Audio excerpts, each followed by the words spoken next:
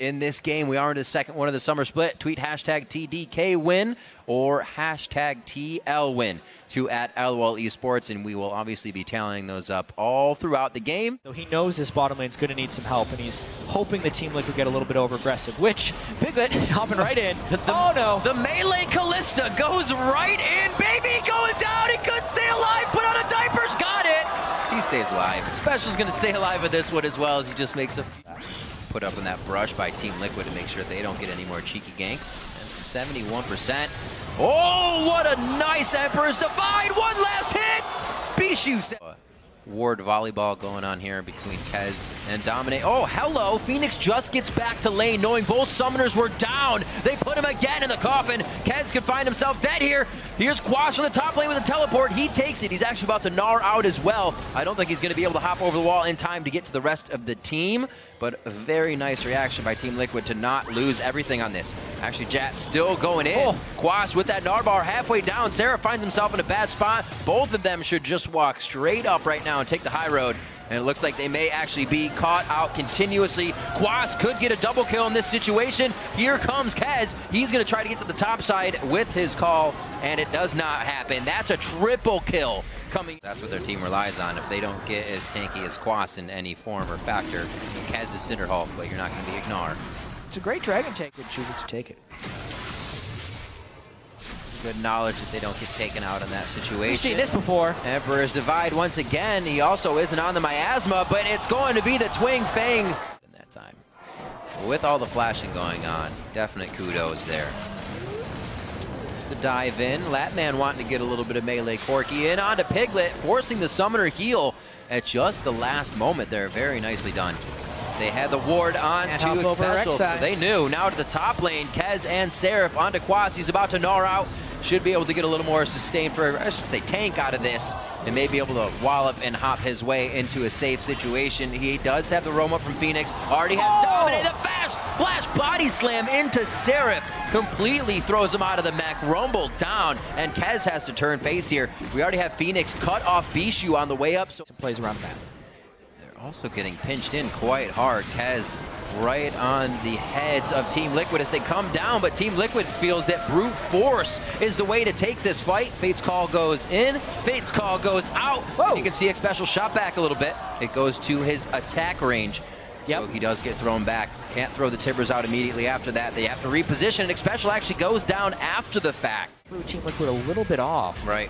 It looked like, but they're getting a little greedy going for this red buff. Oh, there's the close in. Emperor's Divide pushes the team right into the rest of TDK perfectly. It is able, Phoenix is able rather to get one kill before he goes down valiantly. But that was to the hands of Latman, who just came up from being dead, and he wants revenge. Oh my God. Four-man gnar ultimate into the wall. Gets the one nice thing about the Cassiopeia always going tier is as soon as they get that Seraphs, it's a huge amount of defensive shield he throws up in fights. This time with the Haunted guys. The underrated part of that is the extra. They're hoping to find their window into this dragon. Maybe they force in. Let's see. There's the flash. Tibbers coming in. Hits up. Callista Piglet stealing that with the Rend as well. Damage coming in from Phoenix is huge right now. The ultimate pretty much shut down the entire team of TDK. They were just stopped by the beauty of communication between Team Liquid than there was last split. A lot more assurance. On the clock, TDK is being pressured into this. Quas again, almost with a perfect bar, ready to gnar out, and he gets activated actually by that Rumble ultimate. They are flying right through. He tries to throw everybody against the wall, and it looks like TDK is kind of able to spread this fight. But now that they leave it, they don't have enough HP to get where they want. That's going to be 1, 2, 3, possibly a fourth here coming in, looking for the pentakill for Piglet. He's going to find Latman. Try to go in and stop them. The instant they throw down the equalizer, Team Liquid peels off. Phoenix basically sacrifices himself for the greater good. They get the Baron, they win the team fight thanks to the Jide. The way Team Liquid can then ward around the map, take objectives properly, know the right team fights, time their teleports together. That's what everyone had been doing. Right. And there should be some more exploration this year, especially after experiencing MSI. Here we go. Oh, Quas throwing back Baby into the wall. That was his ultimate, and it looks like they may have enough to clean the fight up. Phoenix tries to keep Team Liquid towards the bottom half of this inhibitor, and they're getting some good damage back from TDK. Special goes a little too close. One last hit. That's going to be the slow coming in from Seraph, and they are able to finalize it. And Team Liquid falters on their last inhibitor attack here, with 2 others being down. They could have just waited for minions.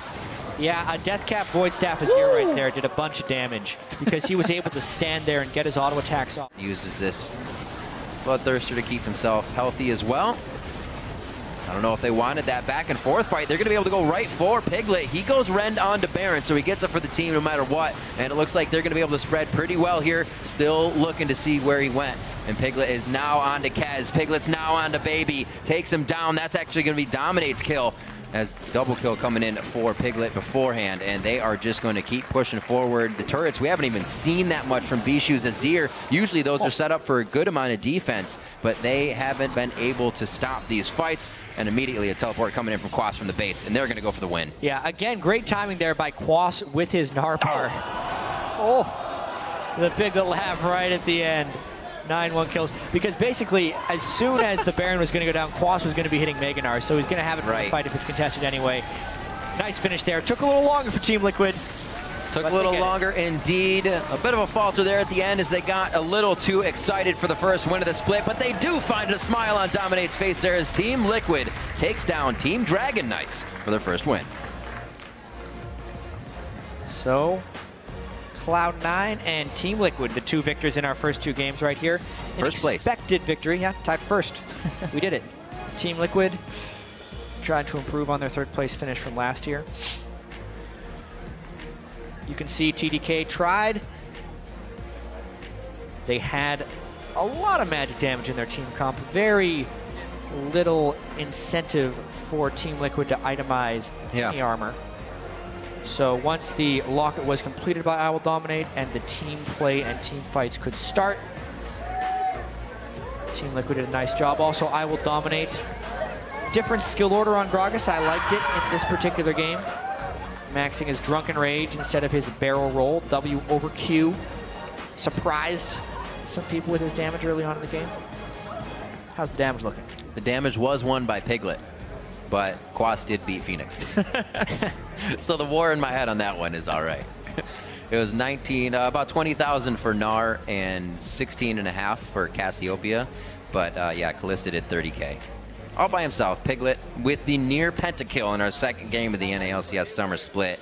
But Latman, Latman, had to run away. I would have too. I'm not going to be that guy that gives Piglet a pentakill in the 2nd day, or the 2nd game. Especially after Piglet laughs after acing you at the end of the game. The BM. No way. No way you're going to do that guy. So, again, a team with a victory with definite things to look at that early part of the game.